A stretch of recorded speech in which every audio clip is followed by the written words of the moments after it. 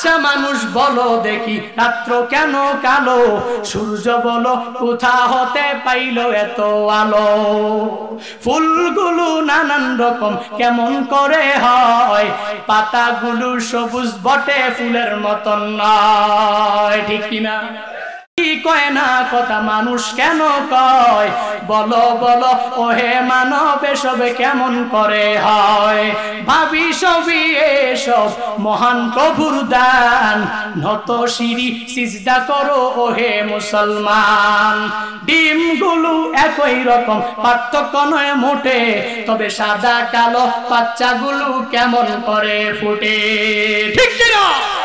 আমরা সবাই বাস করি পৃথিবীর অঙ্গে, হাতের লেখা মুখের চেহারা মিলে না কারো সঙ্গে, আর মিলে না কলমের সই বুড়ি আঙ্গুলের টিপ,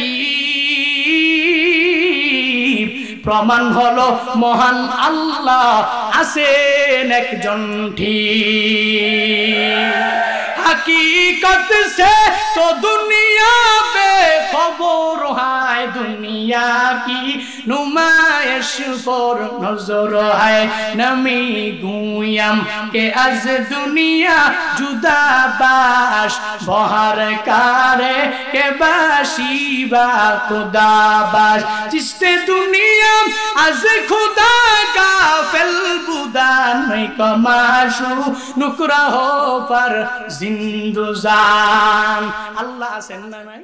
चार गुणे गुणान्वित नारीरा আল্লাহ জান্নাতে যেই দরওয়াজা দিয়া মন চায় ওই দরওয়াজা দিয়েই জান্নাতে প্রবেশ করতে পারবে। এক নাম্বার ইদা সাল্লাতিল মারওয়াতু খামসাহা, যেই মহিলা 5 ওয়াক্ত নামাজ ঠিকমতো আদায় করে ওই গুণে গুণান্বিত মহিলা জান্নাতের যেই দরওয়াজা দিয়া মন চায় ওই দরওয়াজা দিয়েই জান্নাতে প্রবেশ করতে পারবে। এক নাম্বার গেল। 2 নাম্বার ওয়াসামাত শাহরাহা, রমজানের 30টা রোজা ঠিক মতন যেই মহিলা রাখতে পারবে ওই মহিলাও আল্লাহর জান্নাতে চলে যাবে। 3 নাম্বার যেই মহিলা ও আহসানাত ফারজাহা, যেই মহিলা সতীত্বের পূর্ণাঙ্গ হেফাজত করে রাখে, লজ্জাস্থানের হেফাজত করে রাখে, ওই মহিলাকে আল্লাহ মায়া করে জান্নাতে প্রবেশ করায়া দিবে।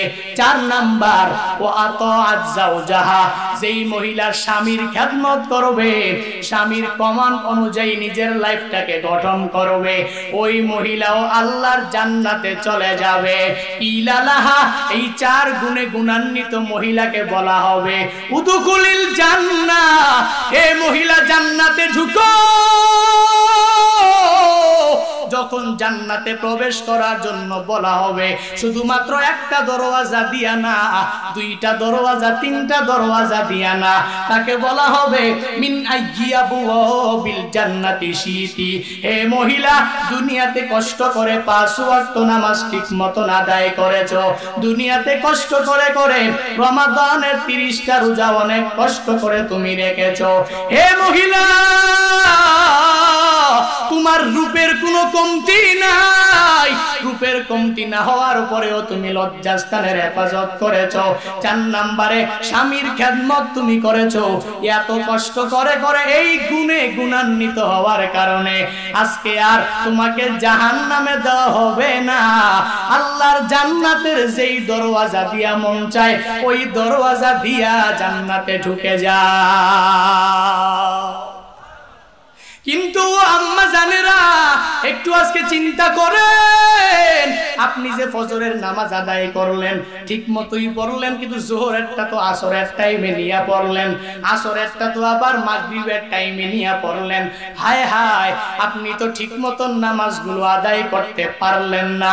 আল্লাহ বলেন ইন্নাস সালাতা কানাত আলাল মুমিনিনা কিতাবাম মাওকুতা, আল্লাহ যে নামাজ ফরজ করলেন নির্ধারিত টাইমের মধ্যে আল্লাহ ফরজ করলেন, নির্ধারিত টাইম ছাড়া অন্য সময়ে তো নামাজ পড়লেও হবে না। এরে আল্লাহর বান্দারা, হে আল্লাহর বান্দিরা, মাইকের আওয়াজ যারা শুনতেছেন, 5 ওয়াক্ত নামাজ ঠিক মতন আদায় করবেন, নির্ধারিত টাইমে আদায় করবেন, আল্লাহর জান্নাতে যাওয়া সহজ হয়ে যাবে। 2 নম্বরে রমজানের 30টা রোজা রাখার চেষ্টা করবেন। 3 নম্বরে নিজের সতীত্বের পূর্ণাঙ্গ হেফাজত করবেন। 4 নম্বরে স্বামীর খেদমত করবেন, স্বামী যা আইনা দেয় স্বামীকে পূর্ণাঙ্গ সন্তুষ্ট রাখবেন, আলহামদুলিল্লাহ বলে বলে বলে বলে মেনে নিবেন। আর কেমন স্ত্রী হবেন? সাহাবায়ে কেরামের স্ত্রীদেরকে অনুকরণীয় আদর্শ বানাবেন। কেমন হওয়া লাগবে? রাহমাতুল লিল আলামিনের এক সাহাবী এশার নামাজ মসজিদে নববীতে আদায় করার পরে যখন বাড়িতে যায়, বাড়িতে যাওয়ার পরে আল্লাহর বান্দা পূর্ণাঙ্গ পিপাসার্থ হয়ে যায়। স্ত্রীকে ডাইকা স্ত্রীকে বলে, ও স্ত্রী আমার জন্য এক গ্লাস পানি আনো। স্ত্রীকে এই কথা বলার পরে পানির গ্লাস আনার জন্য স্ত্রী দৌড়ায় গেল। একটা গ্লাস পানি নিয়ে যখন স্বামীর কাছে আইসা দেখে ওই স্বামী ঘুমায় গেছে, ঘুমে পূর্ণাঙ্গ বিভোর হয়ে গেছে। এবার এই গ্লাসটা নিয়ে স্বামীকেও ডাক দেয় না, কারণ স্বামীকে যদি ডাক দেয় স্বামীর কাঁচা ঘুমটা নষ্ট হয়ে যাবে, মনের মধ্যে কষ্ট চলে যেতে পারে। এজন্য স্বামীকে গ্লাসটা নিয়ে দাঁড়ায় আছে, ডাক দেয় না। কিন্তু আমগো আম্মা জানেরা হইলে কি পরিমাণ জোরে যে ডাক দিত। একটু আগে বলছে পানি আনার জন্য, এখন ঘুমায় গেছে খবর নাই, কত ধমক দিয়া দিত। অথচ না না, আম্মা জানেরা শুনেন নিজের স্বামীকে কি পরিমাণ খেদমত আর কি পরিমাণ মানা লাগবে। সাহাবায়ে কেরামের স্ত্রীদেরকে নিজের অনুকরণীয় আদর্শ বানান। ওই আল্লাহর বান্দি গ্লাসটা নিয়ে যখন শিওরের পাশে দাঁড়ায় আছে, এবার চিন্তা করে যদি আমি গ্লাসটাকে এক পাশে রাখিয়া যদি ঘুমায়া যাই, তাহলে যদি গভীর রাতে আমার স্বামী ঘুম থেকে জেগে আমাকে বলে পানি দাও, তাহলে কশিনকালেও আমি সঠিক সময়ে পানি দিতেও পারবো না, আমার স্বামীর মনে কষ্ট হয়ে যাবে। এজন্য তো ওই আল্লাহর বান্দি গ্লাসটা নিয়ে শিওরের সামনে দাঁড়ায় আছে। পুরা রাত চলে গেল, মুয়াজ্জিন যখন ফজরের আজান দিয়া দিল, আসসালাতু খায়রুম মিনান নাওম, মুয়াজ্জিনের আজানের ধ্বনি শুনিয়া ওই সাহাবীর যখন ঘুমটা ভেঙে গেল, ঘুমটা ভেঙে যাওয়ার পরে তাকায়া দেখে স্ত্রীটা শিওরের পাশে দাঁড়ায় আছে, এক গ্লাস পানি হাতের মধ্যে নিয়া। স্ত্রীকে বলে, স্ত্রী আমার, ব্যাপারটা বুঝলাম না, তুমি আমার পাশে থাকার কথা, কিন্তু এক গ্লাস পানি নিয়ে তুমি আমার শিওরের সামনে কেন দাঁড়ায় আছো?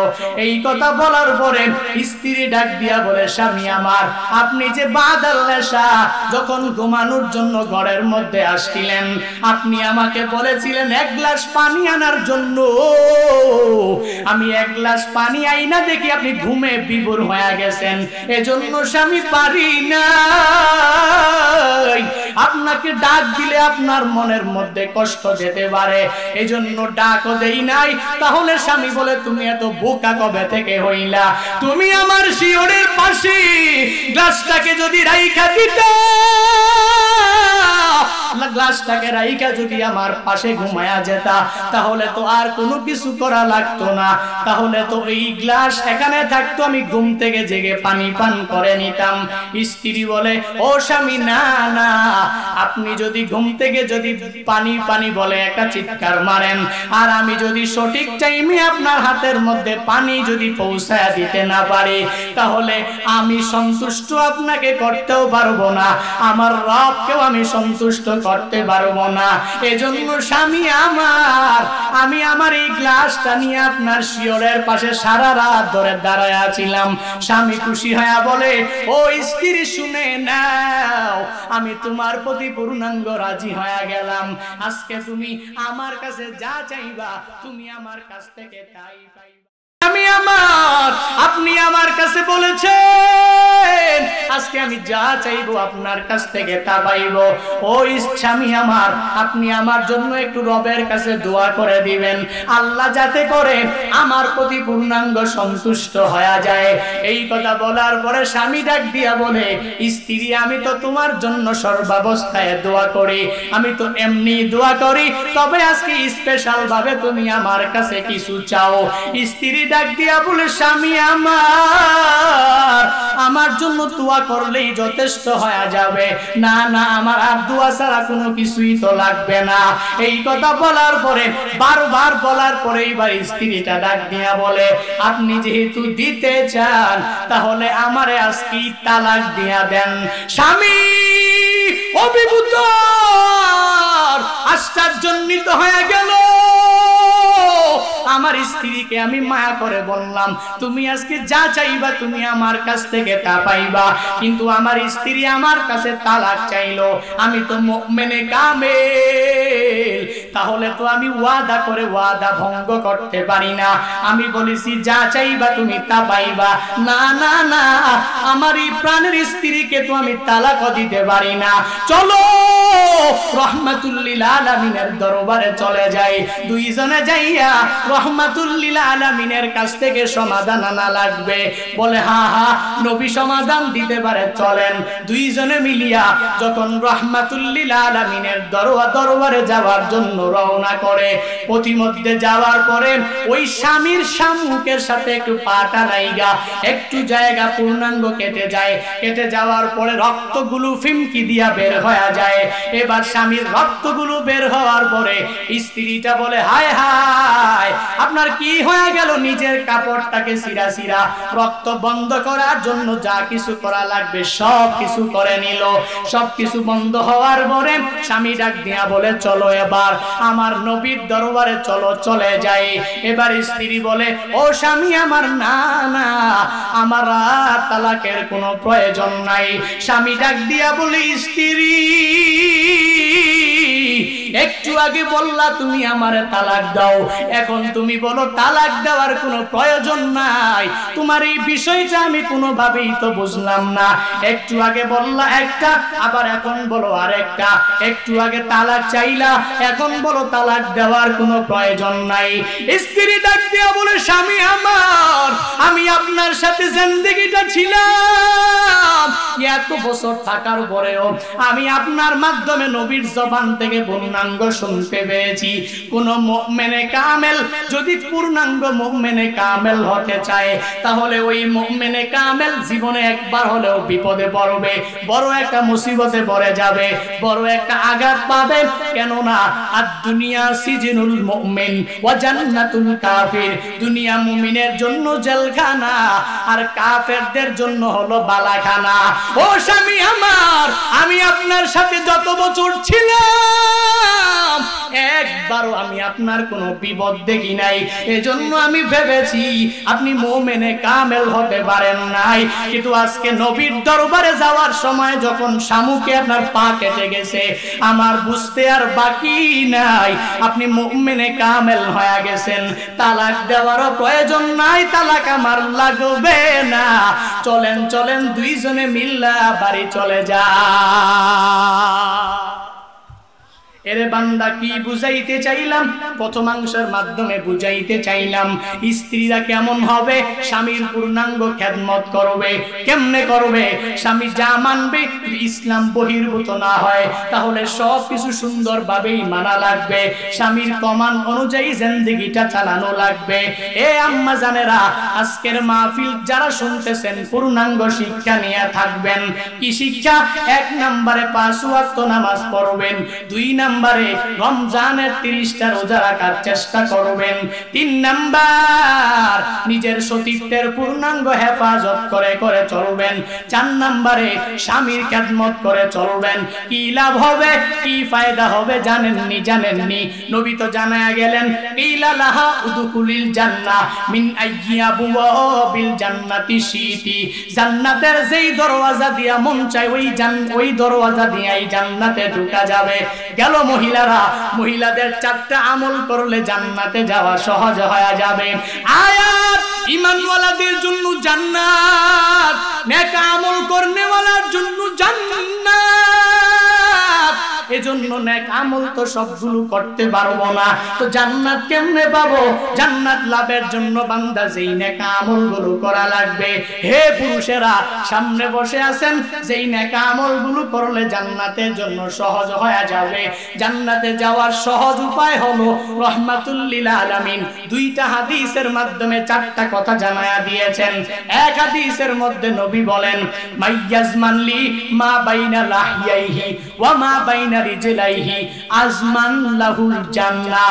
নবী আমার বলেন আমার যে উম্মতের মধ্য থেকে যে উম্মতেরা দু চুয়ালের মধ্যবর্তী স্থান জিহ্বা, দু রানের মধ্যবর্তী স্থান হলো লজ্জাস্থান, এই দুইটা জিনিসের হেফাজত যে আমার উম্মত করতে পারবে আমি নবী স্বয়ং তার জান্নাতের দায়িত্ব নিয়ে নিব।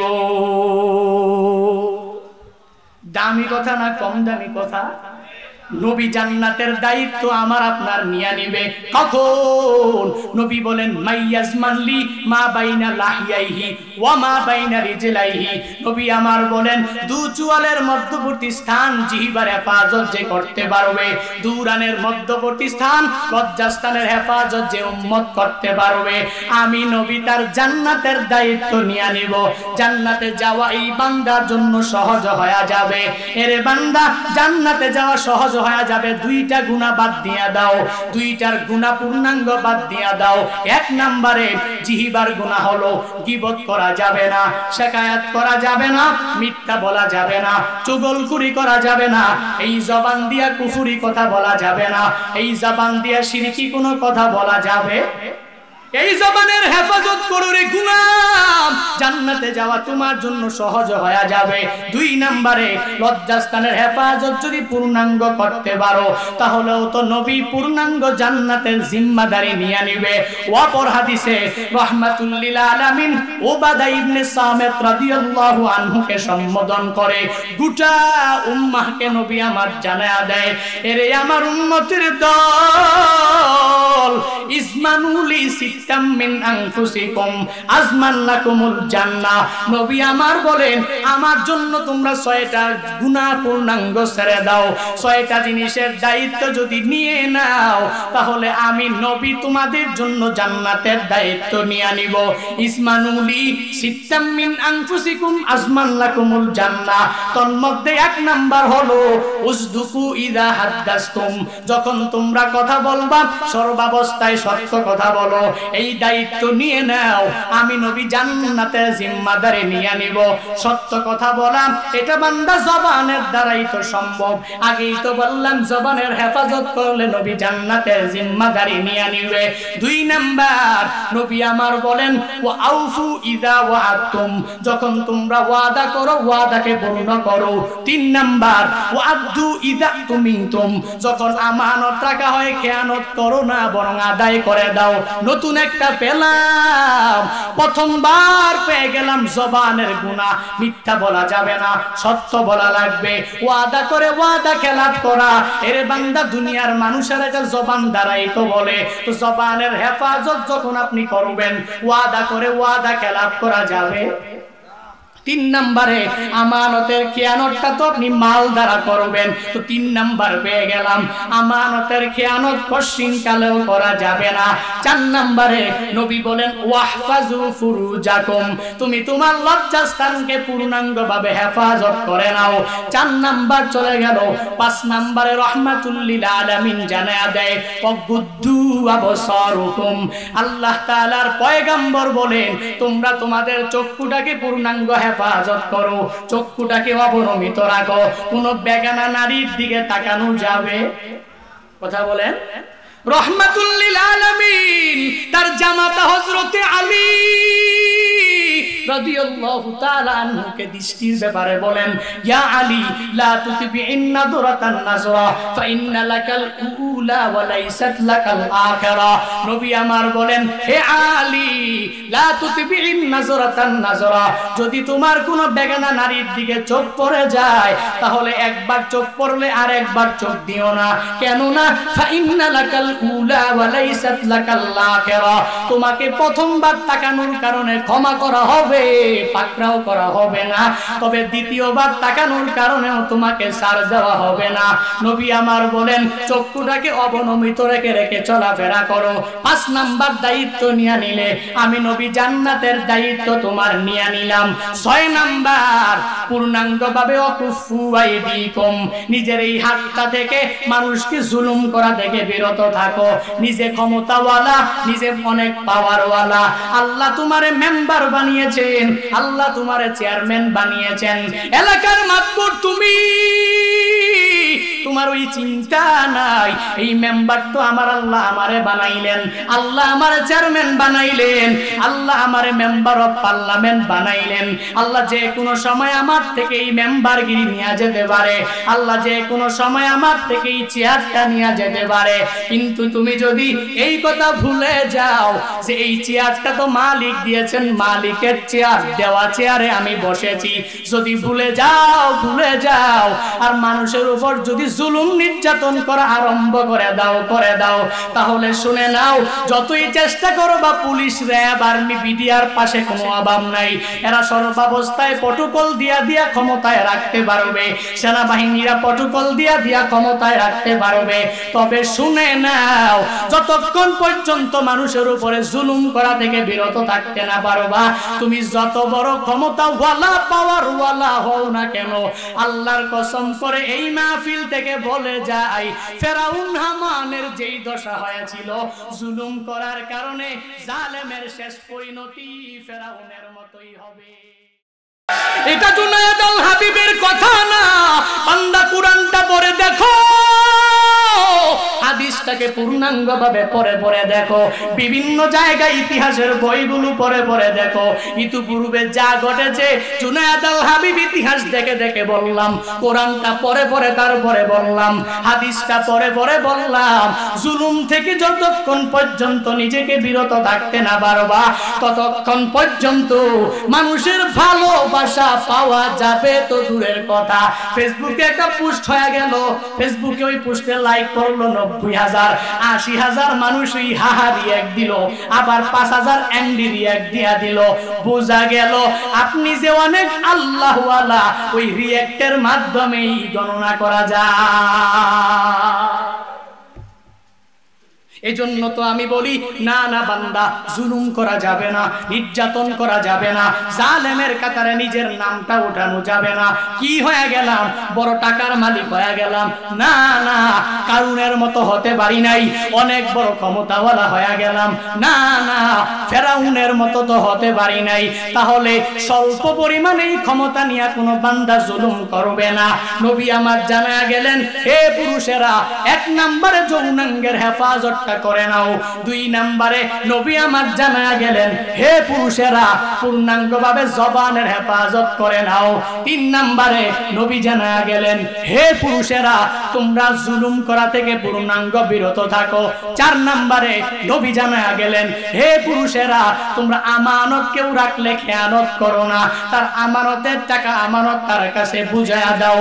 এরে আল্লাহর বান্দারা, আগেই তো আয়াত পড়লাম, যেই বান্দা ঈমান আনবে, নেক আমল করবে, আল্লাহ জান্নাত দিয়া দিবে। তো ঈমান আনার পরে নেক আমলগুলো কেমনে করব? আজকের এই মাহফিল থেকে পূর্ণাঙ্গ তালিম নিয়ে বাড়িতে যাব।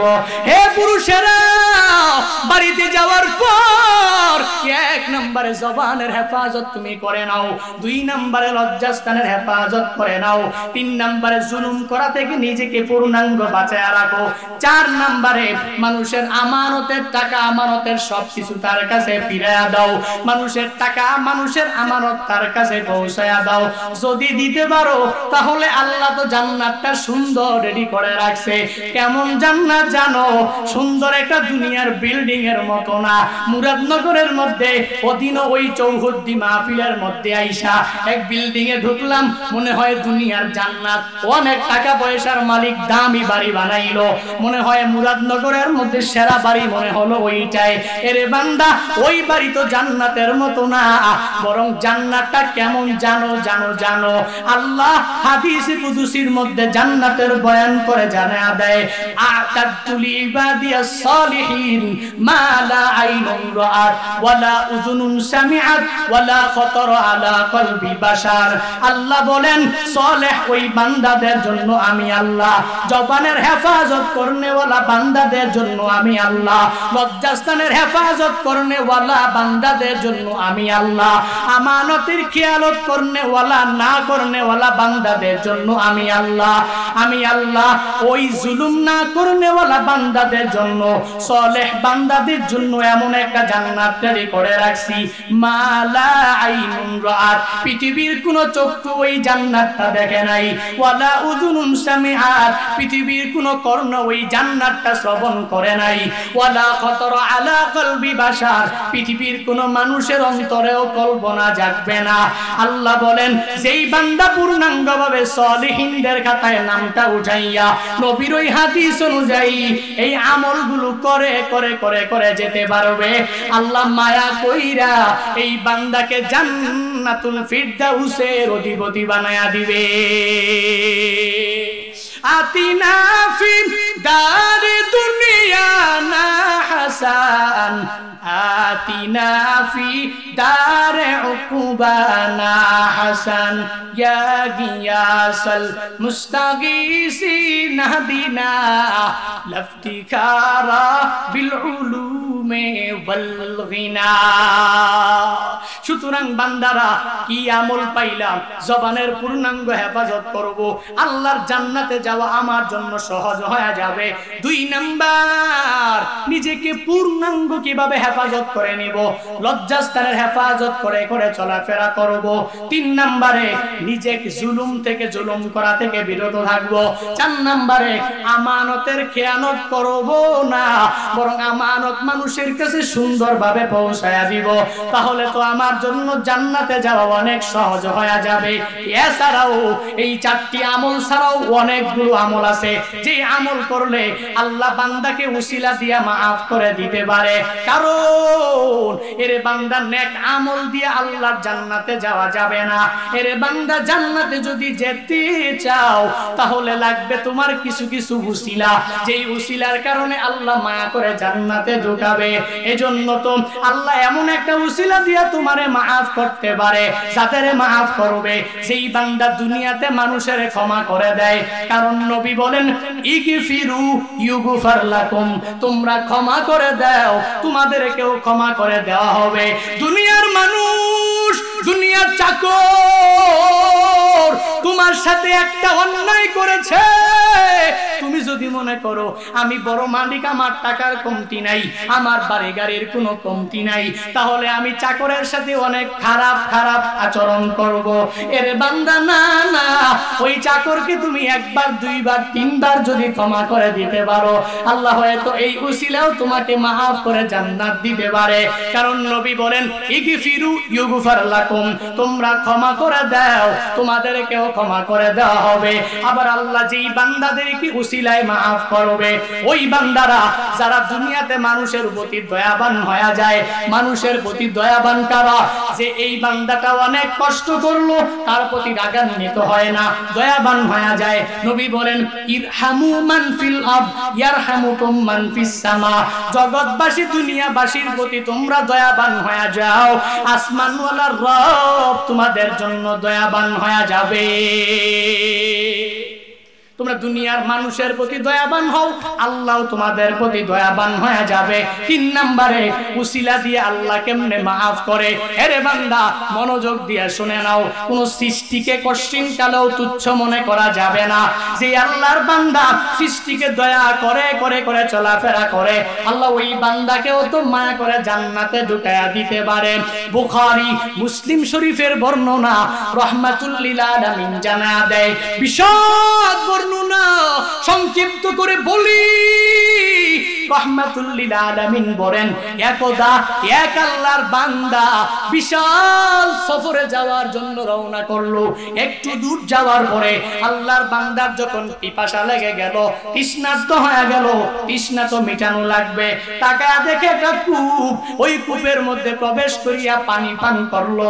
নিজের তৃষ্ণা মিটাইয়া কূপের থেকে উপরে উঠাই দেখে এটা কুকুর। এই কুকুরটা কাদা মাটি চাটতেছে, সে তৃষ্ণায় পূর্ণাঙ্গ তৃষ্ণার্ত হয়ে আছে, খাইতে পারে না, পানি তো পায় না। তখন ওই আল্লাহর বান্দা চিন্তা ভাবনা পূর্ণাঙ্গ করতেছে, আমিও তো আমার মাওলার সৃষ্টি, এই কুকুরটাও তো আমার মাওলার সৃষ্টি, না না আমি একা একা পানি পান করে চলে যাব, হবে না হবে না, এই কুকুরটাকেও তো পানি পান করানো লাগবে। আল্লাহর বান্দা সৃষ্টির প্রতি দয়াশীল দয়াশীল হলে আল্লাহ কেমন দয়াবান হয়ে যায়। দেখো দেখো এই আল্লাহর গোলাম আবার কূপে প্রবেশ করলো। কূপের মধ্যে প্রবেশ করিয়া তার কাছে ছিল খফ, চামড়ার মোজা ছিল। ওই চামড়ার মোজার মধ্যে পানি প্রবেশ করাইয়া দাঁতের মধ্যে কামড় দিয়া ওই কূপ থেকে পানি নিয়ে উপরে উঠেছে। উপরে ওইটা কুকুরটাকে দিয়েছে। ওই কুকুরটা পানি পান করে তৃষ্ণা পূর্ণাঙ্গ মিটে গেছে। রাহমাতুল লিল আলামিন বলেন এই বান্দার আমল মাওলার দরবারে এত কবুল হয়েছে, আল্লাহ এই বান্দার জিন্দেগীর সব গুনাহ মাফ করে এই বান্দাকে ওলিয়ে কামেল বানায়া দিয়েছে। শুধু তাই না, সৃষ্টির প্রতি বান্দা দয়াশীল কেমনে হবা জানো? জানো কোন সৃষ্টিকে তুচ্ছ মনে করা যাবে না, কারণ আমি আশরাফুল মাখলুকাত, আপনিও আশরাফুল মাখলুকাত। তো ওই আশরাফুল মাখলুকাত হওয়ার পরে নিজে অহংকার করার কোনো জায়গা নাই, হিংসা করার কোনো জায়গা নাই। কুকুর সৃষ্টিকার, আরো জোরে বলেন, বিড়াল সৃষ্টিকার। তারপরে দুনিয়াতে যা দেখেন আর না দেখেন সব কিছু বানিয়েছেন কে? ওই আল্লাহ আছেন না নাই? আসমান জমিনের রব একজন আছেন না নাই? কথা বলেন। মুমিনে কামেল বিশ্বাস করে আল্লাহ তো একজন আছেন। দুনিয়াতে যা কিছু চোখে দেখি আর না দেখি এই সব কিছুর মাওলা তো একজন অবশ্যই আছেন। এই সব কিছুর গার্ডিয়ান তো অবশ্যই একজন আছেন। আবার একজন নাকি দুইজন? মাজারে গিয়া সেজদা দেওয়া যাবে না? না না, মাজারে গিয়া সেজদা দেওয়া যায় না, কারণ একজন তো মালিক। চিল্লায়া বলো তার নাম। লাউ কানা ফীহিমা আলিহাতুন ইল্লাল্লাহু লাফাসাদাতা। আল্লাহ বলেন আমি রব ছাড়া যদি দুনিয়াতে আরেকটা ইলাহ যদি থাকতো তাহলে দুনিয়ার সব কিছু বিশৃঙ্খলা হয়ে যেত। কারণ এক ইলাহ বলতো আমি মানুষ বানাবো, আরেক ইলাহ বলতো বানাবো না। এক ইলাহ বলতো আজকে মুরাদনগরের এই জমিনের মধ্যে বৃষ্টি দিব না, আরেক ইলাহ বলতো না না বৃষ্টি দেওয়াই লাগবে। এভাবে দুইজনের মধ্যকার দ্বন্দ্ব হয়ে ফাসাদ সৃষ্টি হয়ে যেত। এজন্য বান্দা বিশ্বাস করতে হবে আসমান জমিনের মালিক দুইজন, তিনজন, চারজন না। বান্দা তোমাকে দিতেও কেউ পারবে না, বরং একজন দিতে পারে, একজন তোমার সব ভালো মন্দ সব বিচার করতে পারে। চিল্লায় আওয়াজ দাও না তার নাম। আচ্ছা মানুষ বলো দেখি রাত্র কেন কালো? সূর্য বলো কোথা হতে পাইলো এত আলো? ফুলগুলো নানান রকম কেমন করে হয়? পাতাগুলো সবুজ বটে ফুলের মতন নয়, ঠিক কিনা? কয় না কথা মানুষ কেন কয়? বলো বলো ওহে মানব এসবে কেমন করে হয়? ভাবি সবই এসব মহান প্রভুর দান, নত শিরি সিজদা করো ওহে মুসলমান। ডিমগুলো একই রকম পার্থক্য নয় মোটে, তবে সাদা কালো বাচ্চাগুলো কেমন করে ফুটে, ঠিক কিনা? আমরা সবাই বাস করি পৃথিবীর অঙ্গে, হাতের লেখা মুখের চেহারা মিলে না কারো সঙ্গে, আর মিলে না কলমের সই বুড়ি আঙ্গুলের টিপ। প্রমাণ হলো মহান আল্লাহ আছেন একজন ঠিক। हकीकत से तो दुनिया बेखबर है, दुनिया की नुमाइश पर नजर है। नमी गुयम के आज दुनिया जुदा बाश बहर कारे के बाशिबा खुदा बाश। जिसने दुनिया आज खुदा का फेल बुदा नहीं कमाशु नुकरा हो पर জিন্দুজান। আল্লাহ আছেন না নাই? আমি চোখে যা দেখি আর না দেখি এই সব কিছু একজনের সৃষ্টি। তিনি কে? খালিক একজন আছেন না নাই? রাজ্জাক একজন আছেন না নাই? ওই মালিকের দরবারে ফিরে আসা লাগবে কি লাগবে না? কোন কোন বান্দা আসতে পারবা? দুহাত তুলে মালিকরে দেখায়া দাও।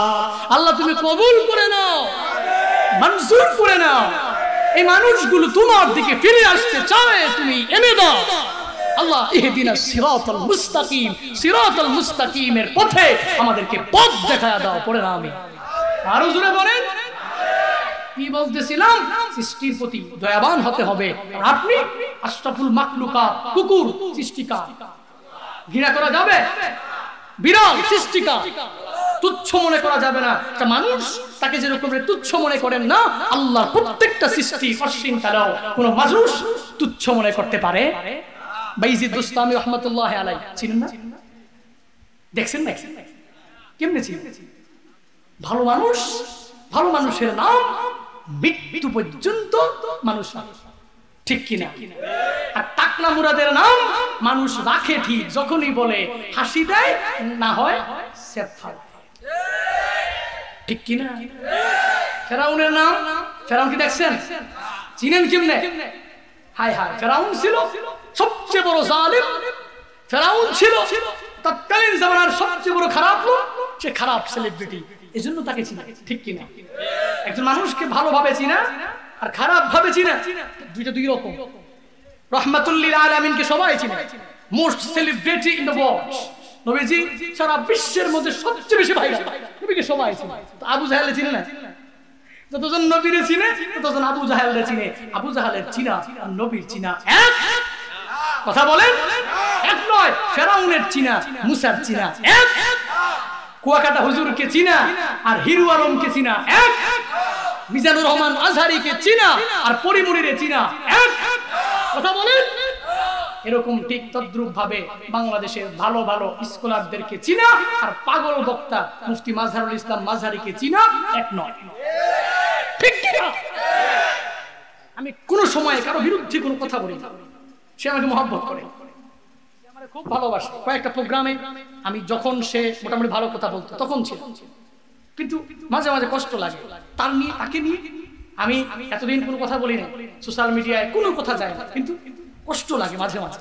তার কমেন্টস গুলো পড়লে আপনি হতবাক হবেন। তারপরে বাংলাদেশের এক বড় বক্তা, তার নাম বলা যাবে না, নাম বললে অনেকেই ছিল, কি পরিমাণ বিতর্কিত। আমি তার 2000 কমেন্টস, তার মধ্যে ততক্ষণ সময় পেয়েছি প্রত্যেকটা কমেন্ট পড়ার চেষ্টা করেছি। প্রত্যেকটা মানুষের মুখে একই কথা, এরকম আবাল বক্তা, আবাল মার্কা বক্তা দাওয়াত দেয়। তারপরে ফাত্রা, তারপরে বলে যে মামুনুল হক সাহেবকে ছেড়ে দিয়ে তাকে ঢুকানো দরকার। এই যে কথাগুলো খুব খারাপ লাগে। এজন্য মাঝে মাঝে নিজের নিজে প্রশ্ন করি, হায় হায় কি জবাব দিব মাওলার কাছে, কি জবাব দিব? এটা তো অনেক বড় মঞ্চ। এই মঞ্চটা নাচানাচি, চিল্লাচিল্লি, লাফালাফি, এটা মঞ্চ নয়। আপনার এলেম কম। আমি জুনায়েদ আল হাবিবের এলেম নাই, হেলেম নাই, কোনো আমল নাই, কথা বলছি না। আমি মনে করি এক দুইটা মানুষ কিছু হলেও উপকৃত হচ্ছে, যেটা আমি টেলিফোনের মাধ্যমে জানতে পারি। আমাকে বলে, হুজুর নিয়মিত এখন প্রতি রাত আপনার বয়ান শুনি, এবং আলহামদুলিল্লাহ আগে দাঁড়িয়ে ছিল না, দাঁড়িয়ে রেখেছি। এখন চেষ্টা করি আপনার প্রত্যেকটা আপডেট বয়ানগুলো শোনা। এই যে মানুষগুলো, তখন আমার ভালো লাগে যে আমি এই মঞ্চে কথা বলি। মানুষ অনেক কষ্ট করে, এই যুবকরা কি পরিমাণ কষ্ট করেছেন আজকে আপনাদের চোখের দেখা। কেন? মানুষগুলো বক্তাদের বয়ান ইউটিউবে শুনে, সরাসরি শুনতে চায়, কষ্ট করে এসেছেন। কোরআন তিলাওয়াত, আসাদ ভাইয়ের তিলাওয়াত, মানুষগুলো ইউটিউব ফেসবুকে শুনে সরাসরি শুনতে চায়। এই আশা নিয়ে প্রোগ্রাম করে আমি বক্তা আইসা যদি মনে করি এই মঞ্চ তো আমার, এই চেয়ার তো আমার, মন যা চায় তাই কয়ে গেলাম। মনে করো না দুনিয়া আর দুনিয়া মাজরাতুল আখিরাহ, দুনিয়াটা বাকি থাকবে না। আখিরাত এমন একটা জায়গা বাকি থাকবে, দুনিয়াটা আখিরাতের শস্যক্ষেত্র। এজন্য সাবধান প্রিয় ভাই, প্রিয় ভাই সাবধান। আপনি যদি বলেন হুজুর আপনি বক্তাদের বিরুদ্ধে বলছেন, আপনি ওয়াইজদের বিরুদ্ধে বলছেন, হায় হায় আপনি তো এক বক্তা, আপনারও তো দোষের কোনো অভাব নাই। আমি তো জানি আমার দোষের কোনো অভাব নাই। আপনি যেই দোষটাই দেখবেন, আজকে থেকে বিনয়ের সাথে বলি, আমার কোনো দোষ দেখলে টেলিফোন করে বলবেন যে আপনার এই জিনিসটা একদম ফাত্রামে হয়েছে। চেষ্টা করবেন বলার জন্য, আমিও চেষ্টা করবো ছাড়ার জন্য। তবে আমার এক হুমরা সুমরার দ্বারা ইসলামের ক্ষতি হবে এটা মৃত্যু পর্যন্ত চাই না, চাইবো না। চেষ্টা করবো ইনশাআল্লাহ। আমি জুনায়েদ আল হাবিব না থাকলে ইসলামের বিন্দু মাত্র পরিমাণ ক্ষতি হবে না। ইসলাম এমন একটা নূর, এমন একটা আলো, যে আসবে ওয়েলকাম, যে আসবে না দরকার নাই, তুমি আসছো নূর, আলো, কালিমা, শান্তি। এখানে আসবা শান্তি পাবে, এখানে আসবা আল্লাহ তাআলার কৃপা দয়া নিয়ে জান্নাতে যেতে পারবা, ওয়েলকাম। কিন্তু তুমি যদি চলে যাও, তোমার মতো একজনের কারণে পশ্চিম কালো ইসলামের কোনো ক্ষতি হবে। কি বলতেছিলাম? বাইজিদ বুস্তামি রাহমাতুল্লাহ আলাইহি, সৃষ্টিকে তুচ্ছ মনে করা যাবে না, তাকে সবাই চিনে, শ্রদ্ধার সাথে নাম, ঠিক কিনা? সমস্যা কোনো আসতেছে? শেষ করতে পারবো এটা আমি? বাইজিদ বুস্তামি রাহমাতুল্লাহ আলাইহি, তিনি জগদ্বিখ্যাত এক ওলিয়ে কামেলের নাম। বুস্তামি কেমনে হলো? ইরানের এক বিখ্যাত শহরের নাম বুস্তাম, মুরাদনগরে বাড়ি, নাম মুরাদনগরী, আছে না নাই? নাজিরপুরে বাড়ি, নাম নাজিরপুরি, এরকম লাগা, এরকম বাইজিদ রাহমাতুল্লাহ আলাইহির নাম বাইজিদ বুস্তামি রাহমাতুল্লাহ আলাইহি। এই বাইজিদ বুস্তামি রাহমাতুল্লাহ আলাইহির ইন্তিকালের পরে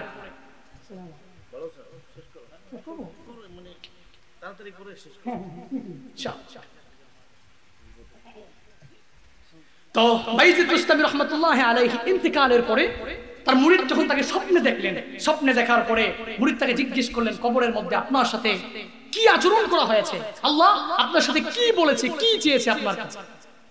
বাইজিদ বুস্তামি রাহমাতুল্লাহ আলাইহি বলেন, কবরের মধ্যে আমি যখন আসলাম, কবরে যাওয়ার পরে আল্লাহ আমাকে এসে প্রশ্ন করলেন, এরে বাইজিদ তুমি আমার জন্য কি একটা আমল করে তুমি নিয়ে এসেছো?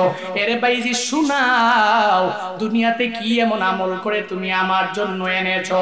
বাইজিদ বুস্তামি বলেন, আল্লাহ যখন আমারে এই কথা বললেন, ও মুরিদ আমি মাওলার কাছে কোনো কিছু বলতে পারি নাই, আমি কিংকর্তব্য বিমূঢ়ের মতো তাকায়া তাকায়া রইলাম, আর চিন্তা ভাবনা করতে লাগলাম, আমি যদি আমার মাওলার কাছে এমন একটা আমলের কথা বলি যেই আমলের মধ্যে ইখলাস নাই, যেই আমলের মধ্যে একনিষ্ঠতা নাই, যেই আমলের মধ্যে রিয়া ঢুকে আছে, তাহলে তো আল্লাহ নাকচ করে দিবে, আল্লাহ আমার এই আমলের কথাটা পূর্ণাঙ্গ বাদ দিয়া দিবে। তাহলে কি উপায় হবে আমার? তাহলে তো আমি জান্নাতেও যেতে পারবো না, কবর আমার জাহান্নামের গর্তে পরিণত হয়ে যাবে। এজন্য আমি কিংকর্তব্য বিমূঢ়ের মতো তাকায়া তাকায়া রইলাম, আমি কিছুই বললাম না। একটু পরে আল্লাহ নিজেই বলতে লাগলেন, এরে বাইজিদ তুমি তোমার লাইফে এমন আমল করেছো যেই আমল আমি মাওলার দরবারে এত পছন্দ হয়ে গেছে। কোন আমল জানো না? বলে কোন আমল? আল্লাহ মানে বলেন, বলে আমল হলো তুমি যখন দুনিয়াতে ছিলা, দুনিয়াতে থাকা অবস্থায় এক শীতের রাত তুমি ল্যাপ মুড়ি দিয়া ঘুমায়াছিলা, তোমার ঘরের বাহিরে একটা কুকুরের বাচ্চা শীতে কাঁপতেছিল, ঘেউ ঘেউ করতেছিল, তুমি ঘুম থেকে জাগিয়া ঘর থেকে বের হইয়া যায় দেখলে একটা কুকুরের বাচ্চা ঘেউ ঘেউ করতেছে। তুমি তখন ওই মালিকের দরবারে তুমি একটা ডাক দিলা, হে মালিক তুমি আমারে আশরাফুল মাখলুকাত বানিয়েছো, ও আল্লাহ আমি আশরাফুল মাখলুকাত হওয়ার পরে আমি কত আরাম করে এই শীতের রাতে ঘুমাইলাম, এই কুকুরের বাচ্চাটা শীতের কারণে কাঁপতেছে, না না সহ্য করতে পারি না। তুমি কুকুরের বাচ্চাটাকে আইনা তুমি তোমার লেপের এক সাইডের মধ্যে জায়গা দিয়া দিলা।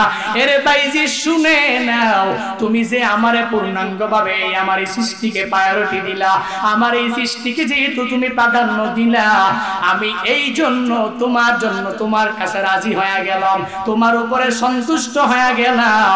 তোমার লাইফের সবচেয়ে বড় বড় আমলগুলোর মধ্যে এটাই হলো অনেক বড় আমল। এজন্য কোন সৃষ্টিকে তুচ্ছ মনে করা যাবে না, কোন মানুষকে তুচ্ছ মনে করা তো দূরের কথা। আল্লাহ তাআলার যত সৃষ্টি আছে মাখলুকাত, এগুলোকে তুচ্ছ মনে করব না। আমরা সর্বাবস্থায় ইরহামু মান ফিল আরদ ইয়ারহামুকুম মান ফিস সামা, দুনিয়াবাসীর প্রতি আমরা পূর্ণাঙ্গ রহম করে দয়া করে নিব, আল্লাহ আমাদের প্রতি দয়া দেখাবে। আল্লাহ তাআলা আমাদের প্রত্যেককে জান্নাতে যাওয়ার জন্য যে উসিলাগুলো খোঁজা দরকার, ওই উসিলাগুলো, ওই আমলগুলো করে করে বারজাখের জীবনে যাওয়ার তৌফিক দান করুন। সকলে পড়ি আমিন। আরো জোরে পড়েন।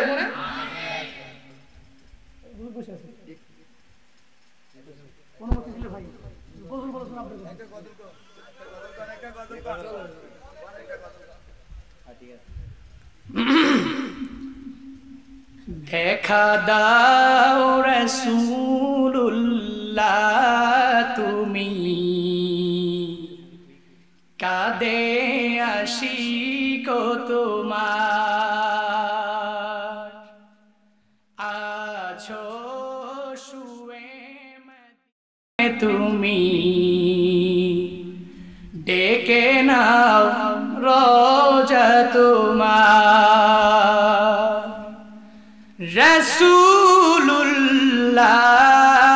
রাসূলুল্লাহ কি উপায় হবে আমার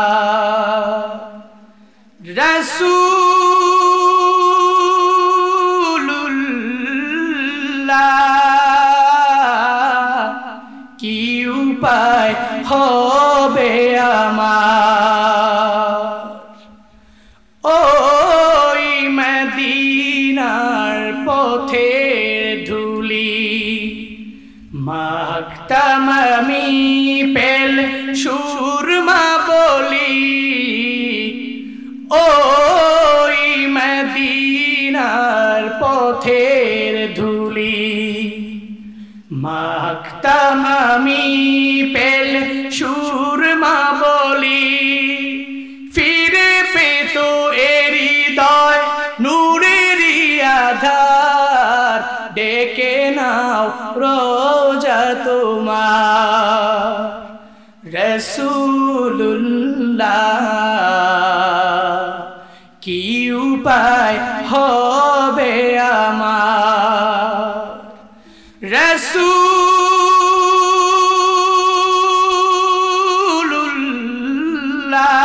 রাসূলুল্লাহ কি উপায় হবে আমার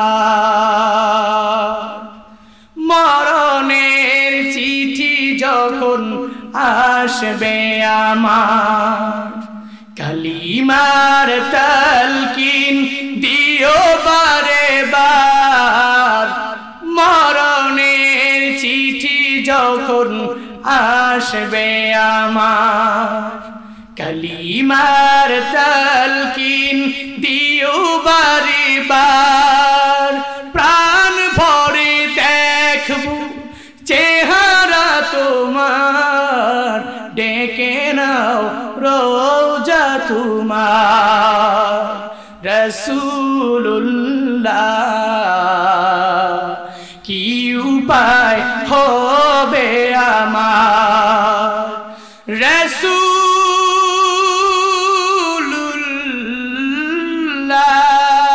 রাসূলুল্লাহ কি উপায় হবে আমার হাবিবুল্লাহ কি উপায়